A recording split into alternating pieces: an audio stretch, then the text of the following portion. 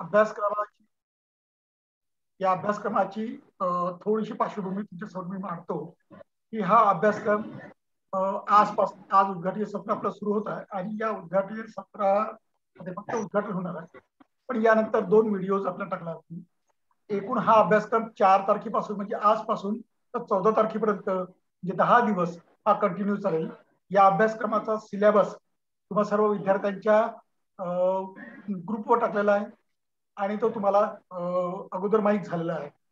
या अभ्यासक्रमामध्ये 30 आपण भाग केलेले आहेत. या अभ्यासक्रमाचे कसं 5 युनिट आणि 5 युनिटमध्ये प्रत्येक युनिटमध्ये 3 भाग असे आपण भाग केले आणि या भागामध्ये प्रत्येक विषयावरती 2 या पद्धतीनं आपण 30 लेक्चर्स वेगवेगळ्या महाविद्यालयातील तज्ज्ञ आणि महाविद्यालयाच्या आणि एकंदर या क्षेत्रातले जे तज्ज्ञ आहेत त्या तज्ज्ञांचं मार्गदर्शन तुम्हा सर्वांना मिळणार आहे.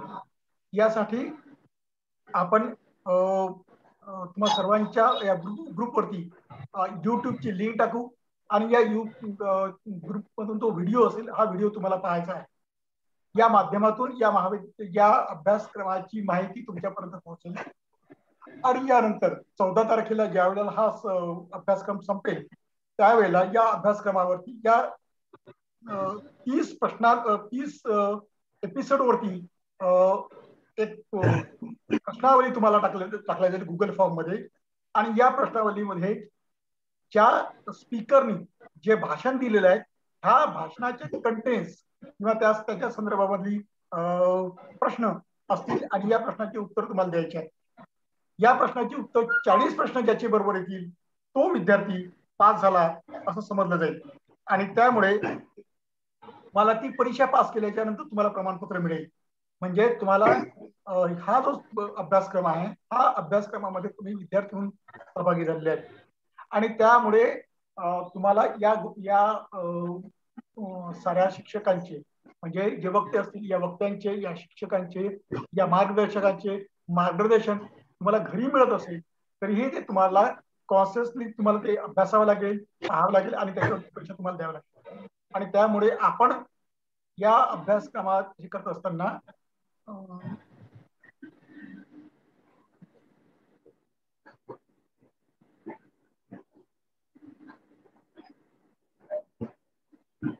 मी सर्वांना विनंती करतो की कृपया तुमच्या सर्वांचे माईक म्यूट करा. अनेकांचे माईक कदाचित सुरू असतील. यामध्ये प्राची चौधरी कृपया तुमचा माईक सुरू आहे बंद करा. तर या अभ्यासक्रमाच्या माध्यमातून आपल्याला सामाजिक न्याय आणि राष्ट्रीय एकात्मता या संदर्भातल्या वेगवेगळ्या विषयाच्या अनुषंगाने माहिती तुमच्यापर्यंत पोहोचवणे हा मुख्य उद्देश आहे. यामध्ये नैतिक मूल्य आणि राष्ट्रीय भावना, राष्ट्रीयत्वाची भावना विद्यार्थ्यांमध्ये रुजावी, ती वृद्धिंगत व्हावी आणि ती परिपक्व व्हावी या उद्देशाने हा अभ्यासक्रम आपण सुरू केलेला आहे. तरीही आता या अभ्यास जास्त वेळ खर्च न करता त्यांना जास्त वेळ मिळावा म्हणून मी या अभ्यासक्रमाचे उद्घाटक डॉक्टर संतोष बनसोड सर यांना मी विनंती करतो की त्यांनी आपल्या उद्घाटनीय आणि आपल्या भाषणाला सुरुवात करावी. Doctor Santosh Bansod sir. धन्यवाद दादा. आज शिवशक्ती महाविद्यालय बाभुळगाव येथील इतिहास विभागाद्वारे अतिशय स्तुत्य असा उपक्रम एक 30 तासिकेचा अतिशय उत्कृष्ट असा कार्यक्रम आयोजित करून एक सर्टिफिकेट कोर्स या ठिकाणी संपन्न होत आहे. या सर्टिफिकेट कोर्सच्या उद्घाटनीय समारंभाच्या सन्माननीय अध्यक्षा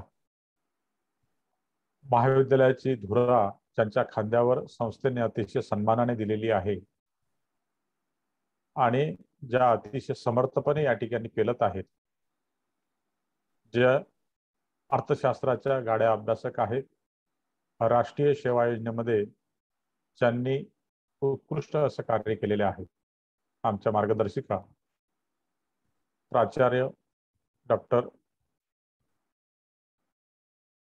अर्थात चौधरी मॅडम, या सर्टिफिकेट कोर्सचे समन्वयक, आमचे मार्गदर्शक ज्यांनी आम्हाला घडवलं, अनेक समाजातील अनेक तरुणांना, बेरोजगारांना रोजगार मिळवून देण्यासाठी जे अविरत झटत असतात, माझा विद्यार्थी कसा घडेल, त्याच्या व्यक्तिमत्वाला आकार कसा मिळेल, याकरिता अविरत झटणारे आमचे मार्गदर्शक प्राध्यापक डॉक्टर चंद्रकांत सरदार सर, ज्यांना दादा या नावाने संबोधतोय, या सर्टिफिकेट कोर्सच्या उद्घाटनीय समारंभाला उपस्थित सहभागी सर्व महाविद्यालयाचे प्राध्यापक वृंद तथा सर्टिफिकेट कोर्समध्ये ज्यांनी प्रवेश घेतलेला आहे, अतिशय चांगल्या विषयावर हा सर्टिफिकेट कोर्स या ठिकाणी आयोजित केलेला आहे, त्या कोर्सला प्रवेशित असलेले सर्व विद्यार्थी व विद्यार्थी मित्रांनी मैत्रिणी, सर्वप्रथम मी या ठिकाणी घोषित करतोय की या सर्टिफिकेट कोर्सचे या ठिकाणी सर्व आहे, त्याने मी या ठिकाणी सर्वप्रथम घोषित करतो. माझा आवाज येतो आहे ना? Hello. Hello. Okay okay, thank you. आपण जर बघितलं तर भारत ही समाज सुधारकांची भूमी आहे. भारतामध्ये अनेक समाज सुधारक होऊन गेले. तर समाज सुधारणा करण्याची गरज का भासते आणि त्या सुधारक कुठे निर्माण होतात? आपण जर बघितलं तर महाराष्ट्र शासनाने 21व्या शतकात किंवा भारत सरकारने सुद्धा 21व्या शतकात आपण जगत असताना सुद्धा त्याच ठिकाणी सुधारणा करण्याचा मनोदय आणि योजना राबविल्या जातात ज्या ठिकाणी असुधारणा आहे. अर्थात ज्या ठिकाणी आपण जर बघितलं तर सामाजिक अंगाने ज्या ठिकाणी तिथली वस्ती, तिथला समाज हा परिपूर्ण नसेल, मग आपण असं म्हणतो त्याला दलित वस्ती सुधारणा, आपण त्याला संबोधतो तांडा वस्ती सुधारणा, आपण त्याला संबोधतोय इतर मागासवर्गीय वस्ती सुधारणा, आणि त्याकरिता मग असेल इंदिरा आवास असेल, घरकुल असेल, रमई असेल, त्या निवासाच्या व्यवस्था, जलसिंचनाच्या व्यवस्था आपल्याला माहित आहेत का, विहिरीची व्यवस्था असेल किंवा शेतकऱ्यांसाठी असलेले शेतातले शेततळे असतील, असे विविध उपक्रम राबवून त्या ठिकाणी सुधारणा करण्याचा शासन प्रयत्न करत असते. मात्र भारतामध्ये या सुधारणांची गरज प्राचीन काळापासून का भासलेली आहे, त्या खोलात जाऊन खऱ्या अर्थाने आपण चिंतन केलं पाहिजे.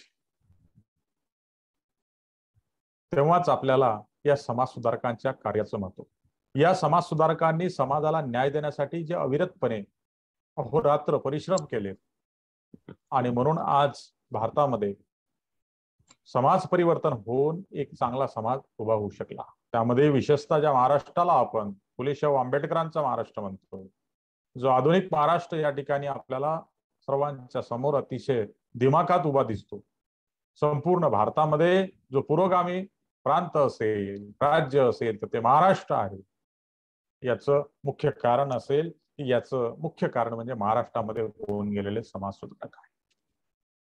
समाज सुधारकांचा विचार जर आपण केला तर आपण म्हणजे त्याचे आपल्याला साक्ष पुरावे किंवा इतिहासाचे संदर्भ मिळत नाही, मात्र ज्याला आपण दिवस पुस्तक निवंद देतो, भगवान कृष्ण असेल, त्या भगवान कृष्ण हे सुद्धा समाज सुधारक होऊन गेले. भगवान कृष्णाची आपण मांडणी वेगळ्या अंगाने करतो, मात्र आपण जर बघितलं तर ज्या राक्षसाच्या तावडीतून त्यांनी 16,000 स्त्रियांची त्याच्या तुरुंगातून सुटका केली, आजच्या 21व्या शतकात जगत असताना सुद्धा आपली मुलगी असेल, बहीण असेल किंवा मैत्रीण असेल, ती जर एखाद्या मित्रासमोर 4-8 दिवस जर बाहेरगावी फिरून आली तर आजही घरात तिला घ्यायचे की नाही हा प्रश्न उपस्थित होतो. समाजामध्ये लोकांचा बघण्याचा दृष्टिकोन तिच्याकडे वेगळा आहे. हा उघड माथ्याने एखाद्या मैत्रिणीसोबत किंवा एखाद्या नातेवाईक किंवा एखाद्या वर्ग मैत्रिणीसोबत फिरून आल्यानंतरही त्याला आतमध्ये प्रवेशित केल्या जाते, अर्थात घरात घेतल्या जाते. समाजात उथळ माथ्याने फिरतोय, परंतु स्त्रीच्या संदर्भामध्ये तसं नाही. आणि म्हणून कृष्णाने त्या 16,000 स्त्रियांचं काय, ज्या राक्षसांच्या तावडीतून सुटका केली. राक्षस म्हणजे कोण? जो अमानवी वृत्तीचा आहे, माणसांपेक्षा त्याची वृत्ती वेगळी आहे, तो राक्षस. आणि म्हणून जो स्त्रीला आलसी होता, त्या 16,000 स्त्रियांचा काय, म्हणून त्या 16,000 स्त्रियांचे विवाह कृष्णाने केला आणि त्यांना सोडून दिला आणि सांगितलं, समाजात तुम्ही उघड माथ्याने फिरू शकता का? आता माझ्या नावाचा तुम्ही वापर करू शकता, माझी पत्नी म्हणून तुम्ही समाजात तुम्हाला सन्मान मिळेल. आणि म्हणून 16,000 स्त्रियांशी विवाह केला. आणि म्हणून पहिला समाजातला, भारतातला स्त्री उद्धारक जर कोण असेल, समाज सुधारक कोण असेल, कृष्ण आहे. कृष्णाने सुद्धा समाजातील अनेक न्याय आणि अन्याय या दोन्ही गोष्टीची खऱ्या अर्थाने इतंभूत माहिती घेऊन, त्यावर चिंतन करून, मंथन करून आपण बघतोय पांडवांना या ठिकाणी योग्य दिशा देण्याचं काम केलेलं दिसतं. त्यानंतरचा जगातला सर्वात मोठा कृष्ण भारतातला आपण बघतोय, जगातला सर्वात मोठा जर कोण असेल समाज सुधारक तर बुद्ध. आज 21व्या शतकामध्ये आपल्याला बुद्धाच्या विचारांची गरज भासत आहे. बुद्धाचे विचार आज 21व्या शतकामध्ये या विज्ञान युगामध्ये आपण अनेक कसोटीवर तपासून बघतोय की बुद्धाच्या विचाराची गरज किती आहे. बुद्धाने तत्कालीन काळात इसवी सन पूर्व 6व्या शतकामध्ये विज्ञानाचा अंगीकार करून आपली विचारसरणी या ठिकाणी विषद केली. जो इतिहासामध्ये कार्यकारण भाव असतो, समाजामधील अनेक घटनांशी आपण बघतो, एखादं लहान बाळ असेल, छोटंसं बाळ असेल, ज्या बाळाला गोंडस बाळ असते, आपण त्याला काखेत घेतो आणि कवटाळतो मित्रांनो, आणि कवटाळतो, आपण त्याचा लाळ करण्याचा प्रयत्न करतो, परंतु त्या लहान बाळाला आपल्या हाताच्या, आपल्या शरीराच्या इजा होत असतात. आणि तो त्या आपण कवटाळलेल्या त्या बाळाला त्याचा जीव गुदमरतोय, म्हणून तो बोखरतोय, आपल्याला बोखरतोय, त्याच्या नखाने आपल्याला पंजा मारण्याचा प्रयत्न करतो. ही जी वृत्ती आहे माणसामध्ये, आपण जर विचार केला तर बुद्धाने या तत्कालीन काळामध्ये या सर्व गोष्टीचा, या सर्व या ठिकाणची चातुर्वर्ण व्यवस्था, 4 वेदांच्या आधारावर या ठिकाणी उभी झालेली समाज व्यवस्था, धर्मग्रंथांच्या आधारावर झालेली मांडणी, आणि त्यामध्ये मग स्त्रियांचं कोणतंही नसलेलं स्थान, समाजामध्ये ज्या काही गोष्टी घडतात, आता कार्यकारण भाव आहे. हा कार्यकारण भाव जे बाळ ज्या पद्धतीनं रिॲक्ट होते आणि आपल्यावर पंजा मारतोय, त्या पद्धतीचं बुद्धानं इसवी सन पूर्व 6व्या शतकामध्ये कार्यकारण भाव या ठिकाणी विषद केला. एका प्रसंगाशी अनेक प्रसंग निगडित असतात आणि त्यानुसार ते चक्र असते, आणि म्हणून ते जन्म आणि मृत्यूचं चक्र. फक्त बुद्धाने जन्म आणि मृत्यूचं चक्र सांगितलं नाही. जो जगातला पहिला उद्धारक आहे, तर त्याने सर्व प्रसंगाशी, सर्व घटनांशी खऱ्या अर्थाने चक्र कसं असते या चक्राची मांडणी करणारा पहिला बुद्ध. त्याने बघितलं की या ठिकाणचा तो अस्पृश्य आणि चांडाळ यांचा विचार सोडा, मात्र भारतातील हे तर जगातील बुद्धाचा जन्म भारतामध्ये झाला, आणि म्हणून भारतातील समाज व्यवस्थेचं त्याने चिंतन केल्यानंतर, समाज व्यवस्था निहाळल्यानंतर लक्षात आलं की या ठिकाणचा जो 50% वर्ग आहे, ज्याला आपण स्त्री वर्ग म्हणतो, हा जो 50% वर्ग आहे, स्त्री वर्ग आहे, ह्या स्त्रिया आजही खितपत दारिद्र्यामध्ये आणि गुलामगिरीत पडलेल्या आहेत. वास्तविक पाहता पुरुषांपेक्षा प्रचंड गुण, म्हणजे ज्याला आपण बघतोय की पुरुषांपेक्षा अतिशय चांगले गुण, सद्गुण स्त्रियांमध्ये आहेत. मग ते सेवाव्रत असेल, तो त्याग असेल, ते संयम असेल, सहनशीलता असेल, हे सर्व गुण बुद्धाने बघितले. आणि मग ते आम्रपाली, सुमन, ते आपण बघतो मल्लिका, संघमित्रा, या सर्व स्त्रियांचे त्यांनी गुण बघितले, न्याहाळले, त्यावर चिंतन केलं. आणि सर्वप्रथम या ठिकाणी बौद्ध धर्मामध्ये, भिक्षू संघामध्ये स्त्रियांना स्थान दिलं. या स्त्रियांकरिता फार मोठं कार्य केलं, आणि म्हणून जगातला सर्वात मोठा समाज सुधारक, ज्या समाज सुधारकाने आपण बघतोय त्या इथल्या एका गोष्टीवर चिंतन केलं आणि त्याची मांडणी केलेली आहे, ज्या गोष्टीचा, त्यांच्या तत्वज्ञानाचा आज अंगीकार केला, तर एक चांगला समाज या ठिकाणी उभा होऊ शकतो. समाजामध्ये खऱ्या अर्थाने एकात्म समाज, म्हणजे सुदृढ समाज, राष्ट्रीय एकात्मता ज्या पद्धतीने आपल्याला अंगीकारायची आहे, स्वीकारायची आहे, त्या पद्धतीचा बुद्धाचा विचार त्या गोष्टीसाठी कारणीभूत आहे. त्यानंतर बघतोय आपण की या ठिकाणच्या संपूर्ण या धर्मग्रंथांना तिलांजली देऊन धर्मग्रंथ हे मानव निर्मित आहेत, ते ईश्वर निर्मित नाहीत आणि सर्व माणसं समान आहेत. इथे कोणत्याही मानवाच्या उत्पत्तीसाठी, सृष्टीच्या उत्पत्तीसाठी, ते वनस्पती असेल, प्राणी असेल, कीटूक असेल, याच्यासाठी कोणाचीही ईश्वराची गरज नाही. हा प्रथम विचार मांडणारा समाज सुधारक कोण असेल तर तो वर्धमान महावीर आहे. याने सुद्धा इसवी सन पूर्व 6व्या शतकामध्ये ईश्वराचं अस्तित्वच नाकारलं. का ईश्वर नावाचा प्राणीच नाही आणि म्हणून ईश्वराचं अस्तित्व नाकारणं एवढा मोठा धाडसी समाज सुधारक कोण असेल तर तो वर्धमान महावीर आहे. कारण धर्मग्रंथांच्या आधारावर निर्माण झालेली समाज व्यवस्था, या समाज व्यवस्थेमध्ये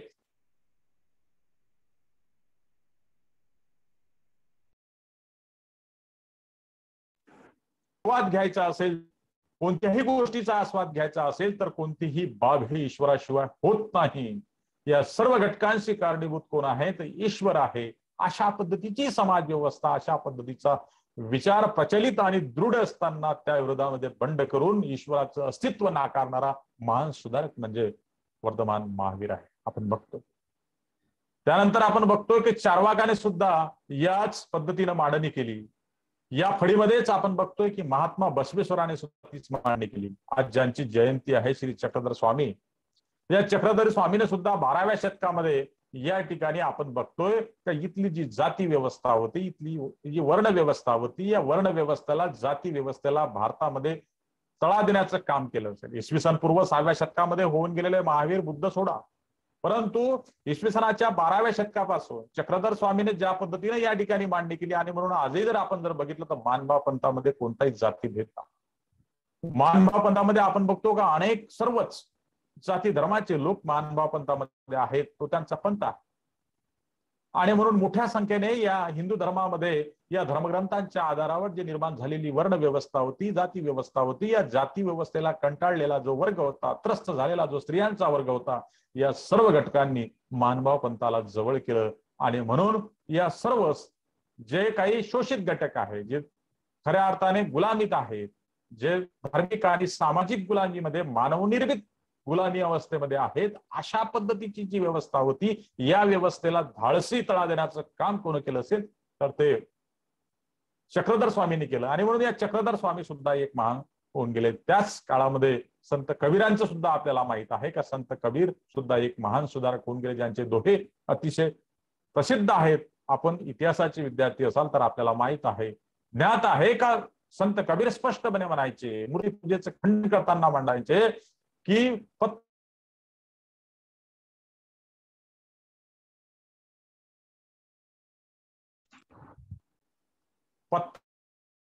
मिले तो मैं तो पूजू पहाड. जर दगड पूजल्याने जर ईश्वर मिळत असेल तर मी हिमालय पूजायला तयार आहे. अशा पद्धतीचं मूर्तिपूजेचं खंडन करणारे संत कबीर, अशा पद्धतीची ही सुधारकांची, समाज सुधारकांची मालिका भारताला लाभलेली आहे. मात्र तरीही नंतरच्या कालखंडामध्ये आपण बघतो की इथल्या राजकीय व्यवस्थेने सुद्धा येथील जे काही धर्मग्रंथ होते, कारण इथली समाज व्यवस्था धर्मग्रंथांच्या आधारावर असलेली होती, मग या धर्मग्रंथांच्या आधारा म्हणजे समाज व्यवस्थेच्या विरोधात जर आपण काही सुधारणा करण्याचा प्रयत्न जर केला तर आपलं या ठिकाणचं राज्य टिकणार नाही, हा विचार करून यांनी जशीच्या तशी ही व्यवस्था स्वीकारलेली आपल्याला दिसून येते. आणि म्हणून हे जशीच्या तशी त्यांनी व्यवस्था स्वीकारल्यामुळे नंतरच्या काळामध्ये आपण बघतोय का सुधारक निर्माण होण्याचं, म्हणजे सुधारक निर्माण होण्यासाठी जी परिस्थिती पाहिजे, म्हणजे तुम्हाला सांगितलं ज्या ठिकाणी काम करण्याची जी बाब असेल, शेतामध्ये जर फार मोठ्या प्रमाणात जर तणकट जर निर्माण झालं असेल तर शेतामध्ये निंदन त्यासाठी मित्रांना लावलं जाते की त्या आपल्या पिकाच्या बाजूचं हे तणकट विड्याच्या द्वारे काढलं जावं, म्हणजे ते निकोपणे ते पीक वाढावं आणि त्याला चांगलं भरघोर उत्पादन व्हावं आणि चांगलं म्हणजे जो काही कपाशी असेल, सोयाबीन असेल, चांगलं उत्पादन व्हावं, अशा पद्धतीचं निकोप पिकांची वाढ व्हावी याकरिता तण बाजूला काढल्या जाते, त्यावर फवारणी केली जाते. अशा पद्धतीचं काम सुधारकांनी या तत्कालीन व्यवस्थेमध्ये केलेलं आहे. मग हा चांगला समाज या ठिकाणी उभा केलेला आहे. या समाजाच्या संदर्भामध्ये या समाज सुधारकांच्या बाबतीत आपल्याला 30 तासिकांच्या माध्यमातून तुमच्यावर विविध व्याख्यानांच्या माध्यमातून समाज सुधारकांचं कार्य, सामाजिक न्याय आणि राष्ट्रीय एकात्मता यावर अतिशय उत्कृष्ट तुम्हाला मार्गदर्शन या ठिकाणी लाभणार आहे.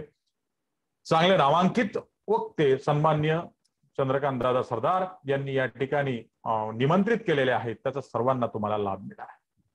आपण बघतोय की 1818 महाराष्ट्रामध्ये पेशवाईचा अस्त झाला आणि 1819 ते 1827 हा जो कालखंड आहे, हा या 1819 ते 1827 या कालखंडामध्ये आपण जर बघितलं असेल तर ब्रिटिश सत्ता ही स्थिरावल्या गेली. विशेषतः महाराष्ट्राच्या संदर्भामध्ये मी या ठिकाणी संबोधतो आहे. एल्फिस्टन स्टुअर्ट याने भारतीय समाज व्यवस्थेचं चिंतन मंथन या काळात केलं. जो मुंबईचा गव्हर्नर होता, या मुंबईच्या गव्हर्नरने या ठिकाणी संपूर्ण या समाज व्यवस्थेचं चिंतन मंथन केलं आणि बघितलं का या ठिकाणी अनिष्ट चालीरीती मोठ्या प्रमाणात आहेत. इथं बघितलं त्याने जातीभेद, लिंगभेद, बालविवाह, पडदा पद्धती, अंधश्रद्धा मोठ्या प्रमाणात फोपावलेली आहे.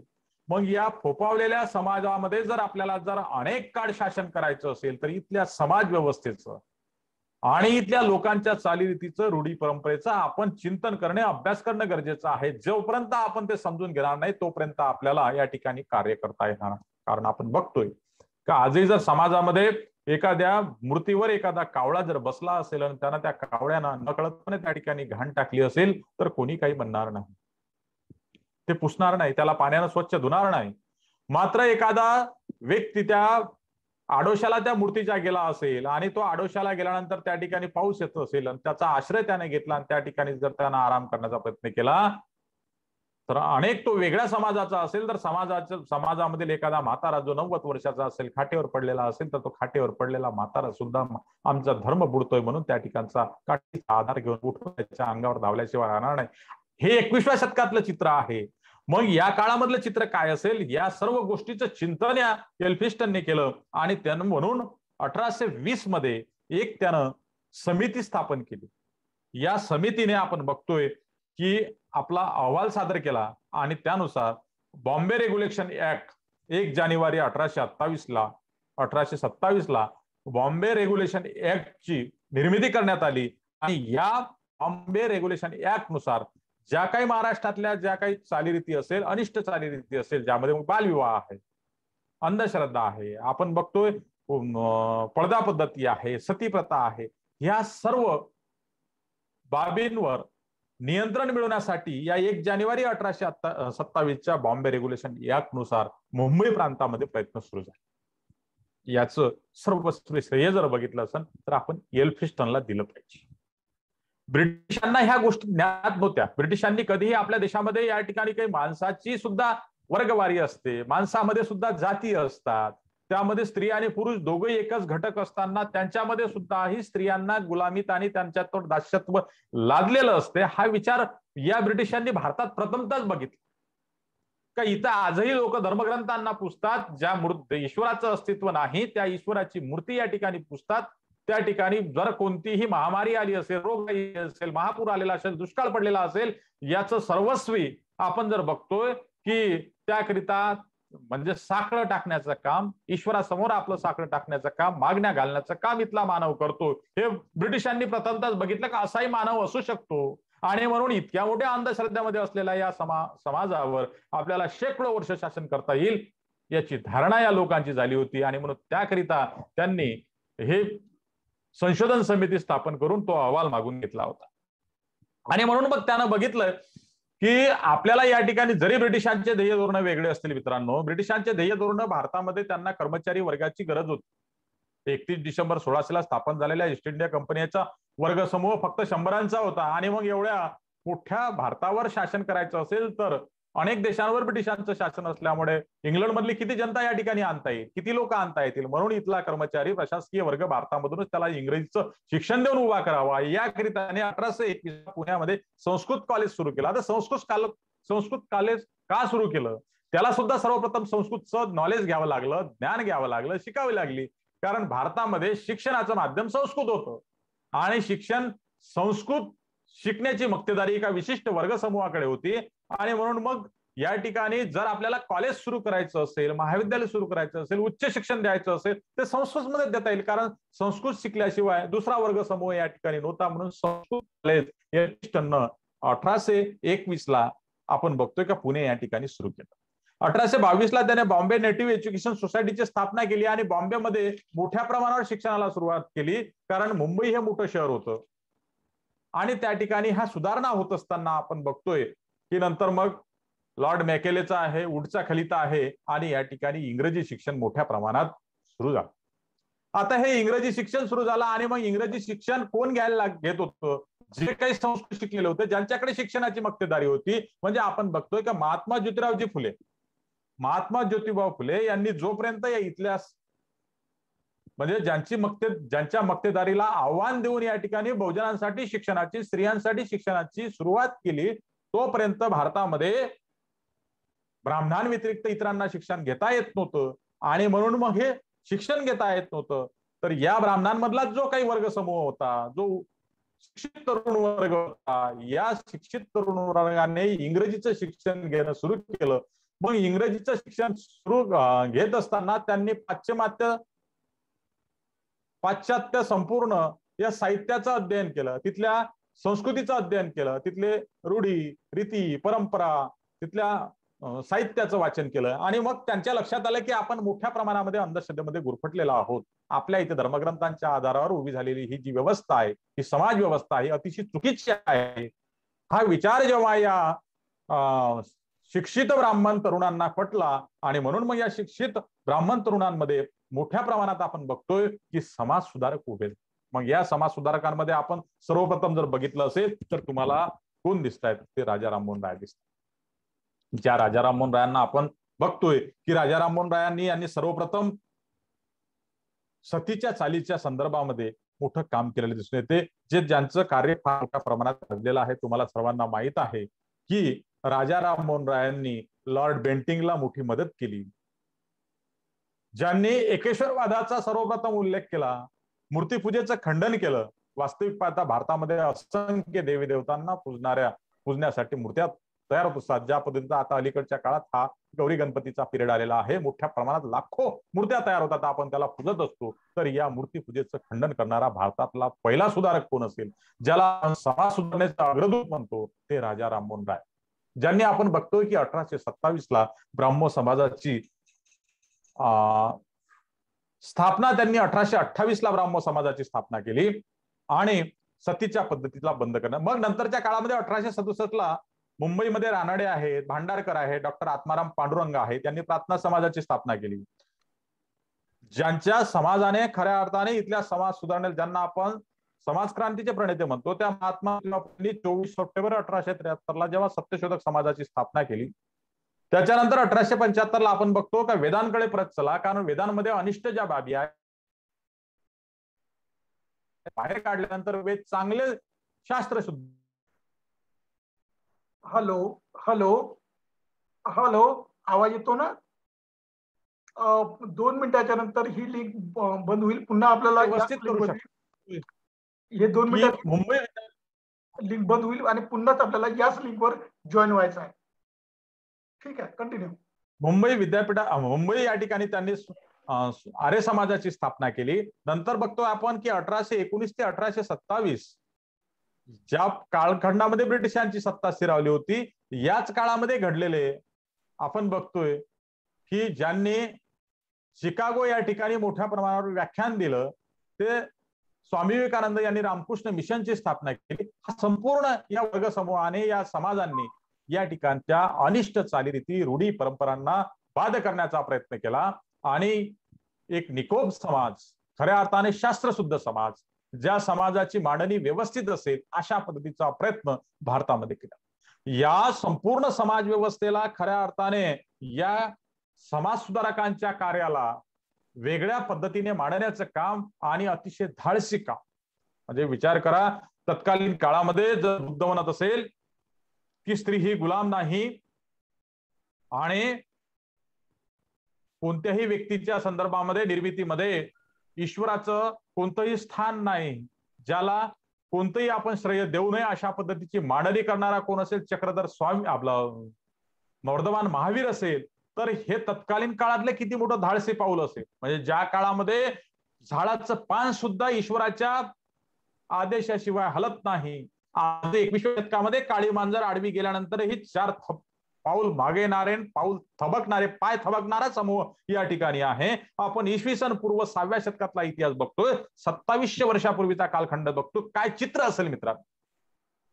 तर अशा या स्थितीमध्ये जेव्हा वर्धमान महावीर म्हणतो ईश्वरच नाही, अशा या स्थितीमध्ये बुद्धाचे विचार म्हणजे विचार करा किती मोठे धाडसी असतील. आणि म्हणून याच लोकांची परंपरा, ते बुद्धाची असेल, ते कबीराची असेल, ते फुल्यांची असेल, याच विचारसरणीला पुढे घेऊन ज्यानंतर ज्यांनी काम केलं ते डॉक्टर बाबासाहेब आंबेडकर यांचा समाज सुधारण्याचा हा जो प्रवास जर बघितला आपण तर प्रचंड दिसतो. मग या समाज सुधारणा फक्त समाजामध्ये प्रबोधन करून, लोकांना जागृत करून, लोकांमधल्या अनिष्ट चालीरीती, रूढी, परंपरा काढून फक्त निर्माण होणार नाहीत, तर या ठिकाणी आपल्याला या समाज व्यवस्था, या अनिष्ट चालीरीती, रूढी, परंपरा, ह्या अतिशय निपोक समाज आपल्याला घडवायचा असेल, कोणावरही अन्याय अत्याचार जर होऊ द्यायचा नसेल, तर याला कायद्याची चौकट लागली पाहिजे. आणि म्हणून डॉक्टर बाबासाहेब आंबेडकरांनी आणि स्त्री आणि पुरुषांना 14 ते 19 कलमान्वये घटनेमध्ये समान लेखलं. आणि आपण बघतोय की इथल्या सर्व घटकांना शिक्षणाची आणि सर्वांगीण धर्माची असेल